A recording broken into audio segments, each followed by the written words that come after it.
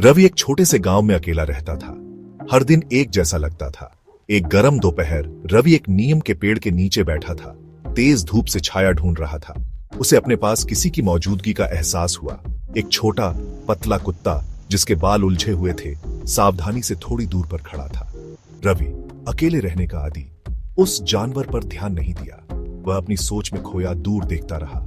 हालांकि कुत्ता रवि के शांत स्वभाव की ओर आकर्षित लग रहा था। उसने अपनी पूंछ पैरों के बीच दबाकर एक झिझक भरा कदम आगे बढ़ाया। रवि ने पहली बार कुत्ते को देखा और उसे अपने दोपहर के खाने से बचा हुआ रोटी का एक छोटा टुकड़ा दिया। कुत्ता पहले तो झिझका, फिर आगे बढ़ा और रोटी छीन ली। उसने जल्दी से निवाले को खा लिया। उसकी नजरें रवि से हटी नहीं।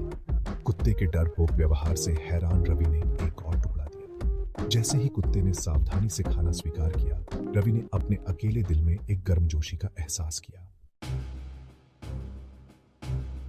अगले दिन रवि उसी नीम के पेड़ के नीचे बैठ गया, कुत्ते के वापस आने की उम्मीद में। उसे निराशा नहीं हुई। कुत्ता मानो उसकी दयालुता को याद करते हुए दूर से दिखाई दिया। उसकी पूंछ झिझकते हुए हिल रही थी। इस भाव से उत्साहित होकर रवि ने रोटी का एक टुकड़ा तैयार रखा। इस बार कुत्ता और करीब आ गया। जैसे जैसे दिन हफ्तों में बदलते गए, एक नियम बन गया। रवि नीम के पेड़ के नीचे बैठता और कुत्ता प्रकट होता। उसकी पूंछ बढ़ते उत्साह के साथ हिलती। रवि ने कुत्ते का नाम शेरू रखा। शेरू हालांकि शुरू में सावधान था, रवि पर भरोसा करने लगा। वह रवि के पास बैठता, उसका सिर रवि की गोद में टिका होता। एक दिन बच्चों का एक समूह वहां से गुजरा। उन्होंने शेरू को चिढ़ाना शुरू कर दिया, उस पर पत्थर फेंके।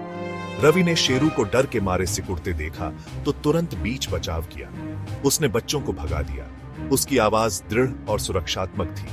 शेरू रवि की उपस्थिति में सुरक्षित महसूस करते हुए रवि का हाथ चाट लिया, मानो उसकी दयालुता के लिए धन्यवाद दे रहा हो। बच्चों वाली घटना ने रवि और शेरू के बीच के बंधन को मजबूत कर दिया। शेरू अब डरता नहीं था, रवि का निरंतर साथी बन गया। वह रवि के पीछे पीछे हर जगह जाता था। बदले में रवि को शेरू की संगति का इंतजार रहने लगा।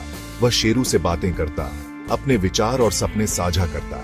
हर शाम वे गांव के कुएं तक साथ चलते। रवि पानी लाता, शेरू ईमानदारी से उसके साथ रहता। गांव वाले पहले तो अकेले आदमी को आवारा कुत्ते के साथ देखकर हैरान होते थे। उनके खास बंधन को स्वीकार करने लगे। वे रवि का अभिवादन करते और प्यार से शेरू के सिर पर हाथ फेरते। एक मानसून की शाम गांव में भारी तूफान आया।